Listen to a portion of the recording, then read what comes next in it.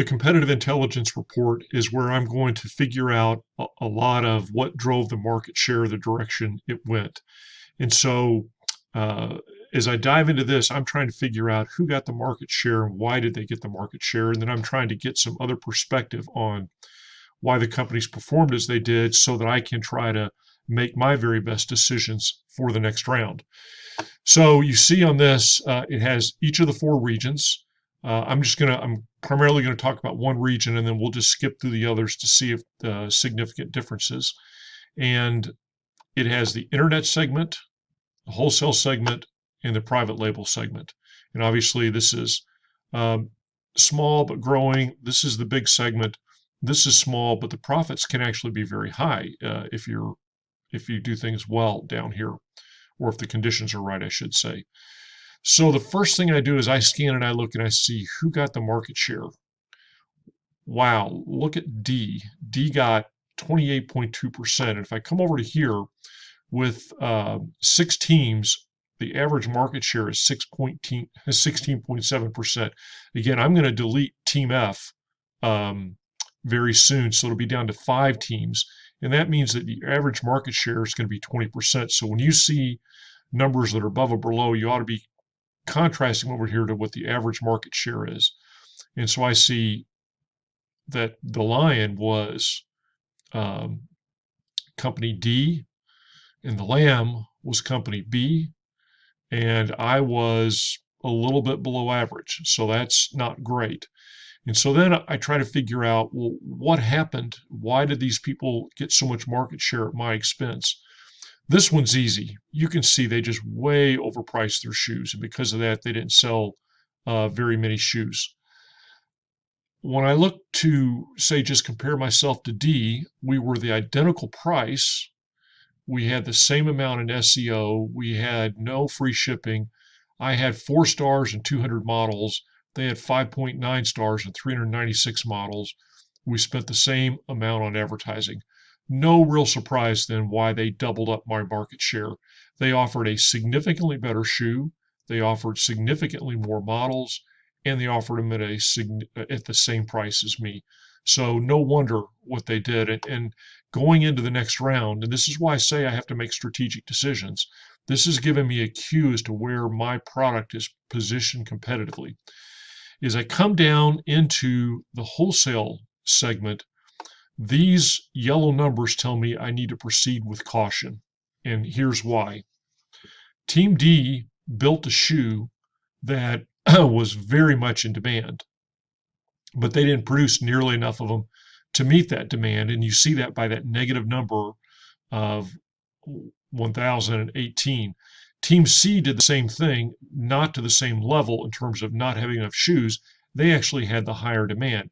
So usually I just look down here at the market share and see what people had. But on this time, you kind of can't do that because there's so many distortions. Now notice that other companies picked up market share based on the availability of shoes.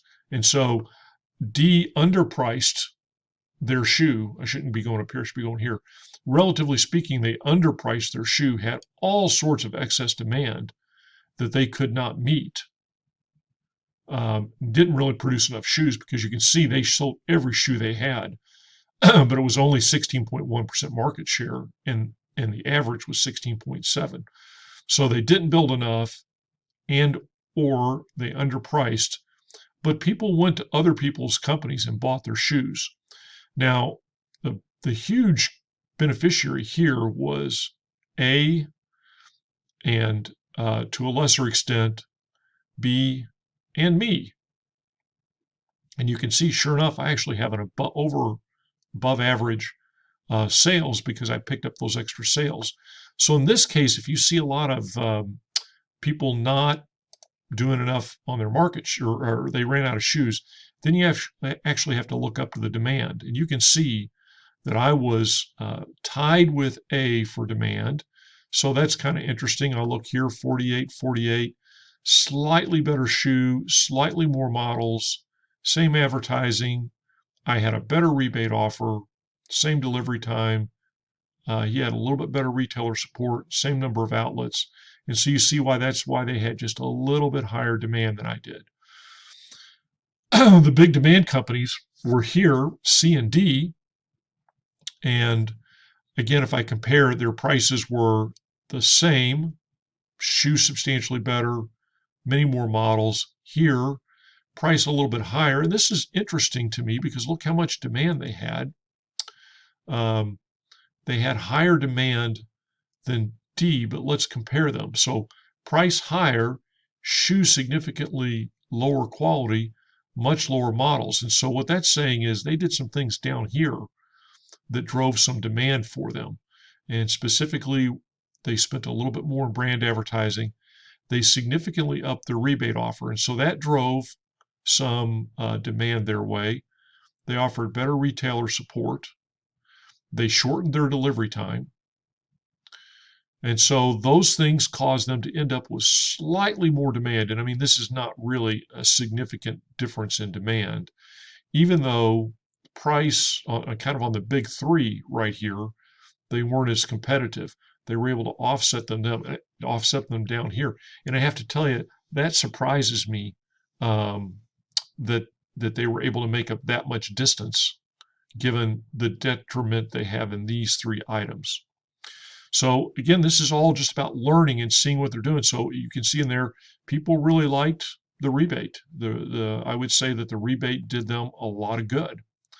And the retailer support and the reduced delivery time caused the retailers to like what was happening. So we'll see what's going on there.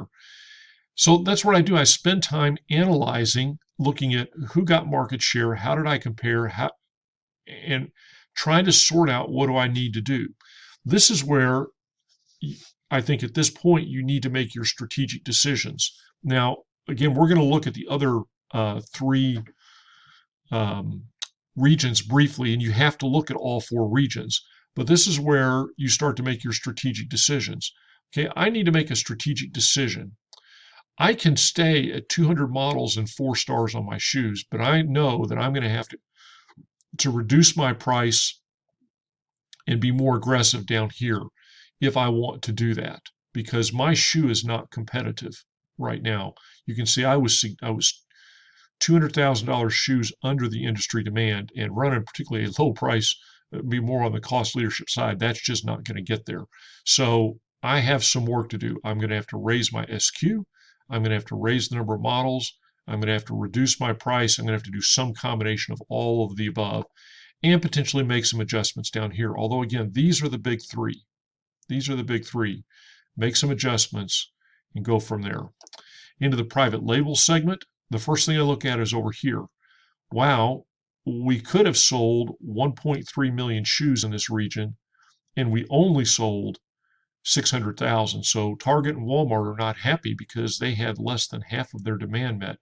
So there was more room for people to sell shoes in the private label. I can see that I got 15% of the market share of that 1332, and price-wise, I could have offered them for even less and had them accepted. So the maximum price was $45.67. Oh, so I'm sorry, I wanted to sell them at a higher price. I could have sold them as high as $45.67 and had them accepted. And you would have seen, had I done so, had I sold them just to make it easy, 10,000 for $10 more, it sold them for $42. I sold 200,000. That would have made $2 million extra dollars. And so that's why this one is it's very volatile. Why wasn't this one accepted? I think the reason it wasn't accepted is because you had to offer at least 100,000 for sale. I'd have to dig into the rules, but there was a reason why that bid didn't meet the minimum standards.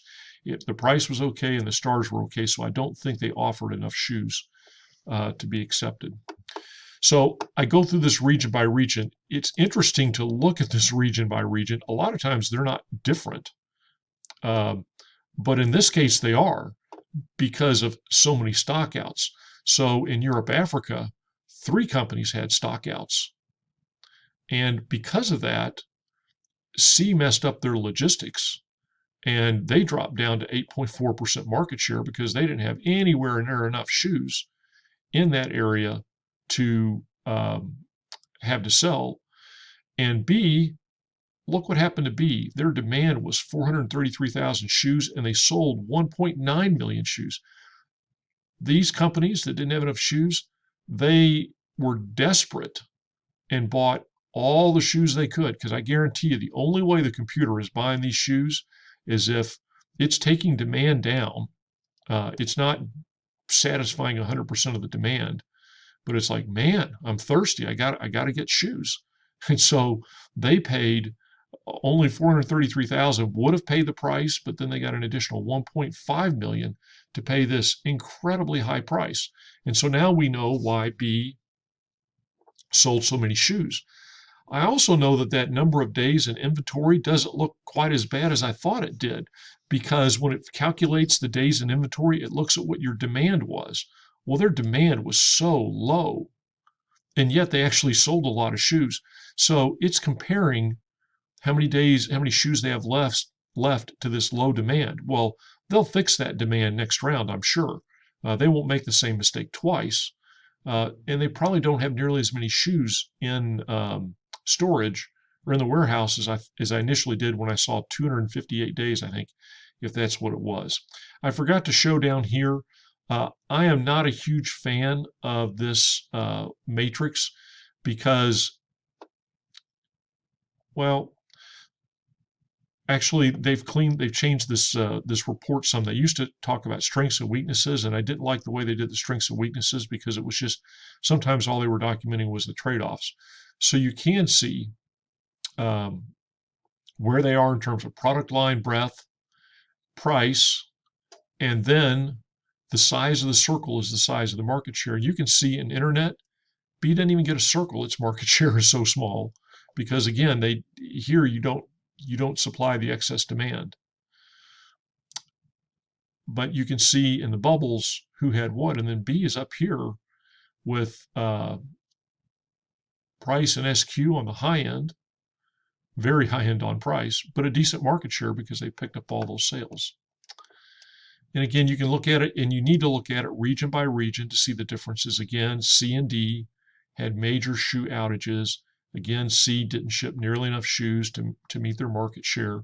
And again, B picked up a ton of shoes, and so did A. I didn't pick up quite so many, but I'm still here. And again, I would want to compare all of these to make strategic decisions. And so when you get done with the competitive intelligence report, this is where you have enough information to be thinking about, this is what I'm going to do next round. I'm going to have this many shoes, this many, this many models. I'm going to position it at this many stars. And I think, and you have to sometimes vary the price region by region. This is what I need to do with my pricing. So I make those decisions before I ever go into the decision screens because I've made them based off the competitive positioning. The last chart is the company operating report. So join me for that one.